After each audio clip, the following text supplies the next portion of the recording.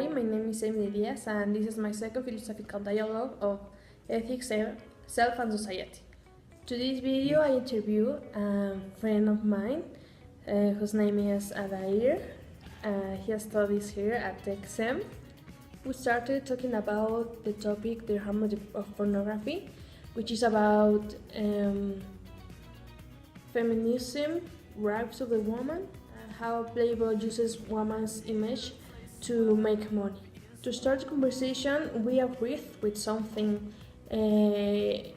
We both don't like pornography, and that's great because most of my friends admit that they watch pornography, and that's not something good to promote the respect of women. We discuss the fact that this industry provokes that people in the real world considers women as an object, and that impacts the way that woman is treated, and it causes behaviors that shouldn't be allowed in our community, and it contributes to expose women to horrible things.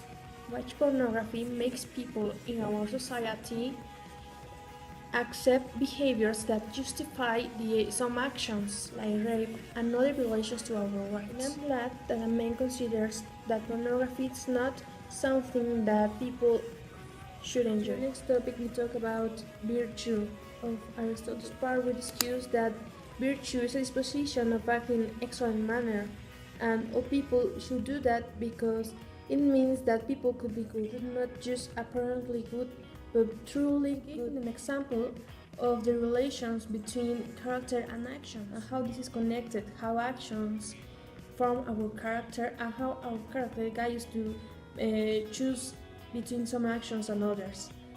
But he didn't understand that very well, so I had to give him an example about of a person that truly want to help someone, like in associations or organizations, that like in Africa, these persons threw away so many things, and sometimes these things aren't good, but they have good characters, and they decided doing good actions. So that's a good example of this relation. And this relation shows that make good is possible, but there are different conditions that make us unable to practice this good, even we are born with the potential.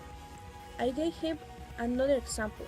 Two kids, one was born now in an affluent family in Mexico City and the other one in a poor community in Brazil. Even they are the same years old, they don't have the same possibilities to make truly good. One will have to fight to survive, to work for food, and to pass through many difficulties, and the other will go to the school without any trouble, will just with one obligation to get good notes.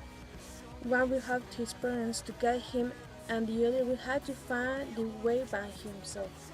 The next topic that we talked about was the three types of friendship of Aristotle.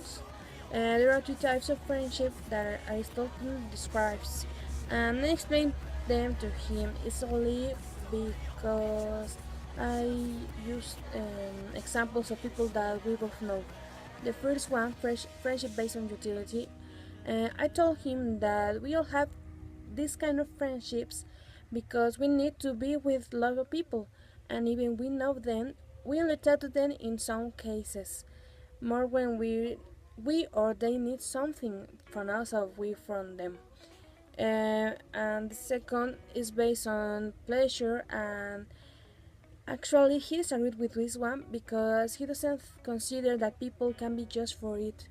He thought that we cannot use people like that.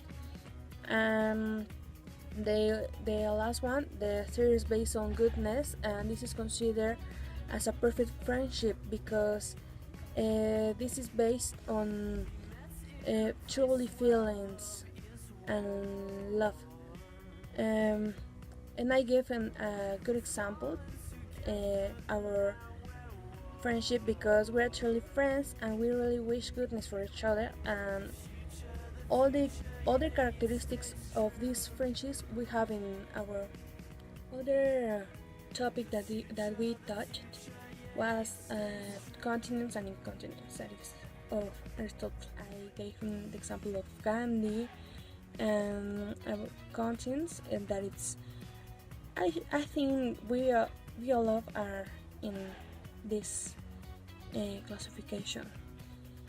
And about incontinence, I gave him the example of the drunk people, and I think that people in drugs can be in this classification because sometimes it is difficult to these people to get out of this sick. And finally, I talked to him about the intemperance. That is all the people that know that don't know how much they are going bad, or maybe they know but they are not wanting to change. They are just because they are think they want, they decide. And the last topic and the most controversial we talked about was the behaviorism. That is not considered a virtue, but it seems like virtue people practice. And I think this topic is the most controversial because we took so much time discussing it. It's complicated to convince people that killing animals to feed us means suffering to them. The most difficult part of this topic is when we're trying to find out at which point a person has the possibilities to have a diet avoiding animal products, because we know we don't need milk to survive, but in some cases it is difficult to replace it because we already have a diet based on it. So we have so many disagreements at this point because even we want to avoid suffering of animals, it's complicated to change all that industry.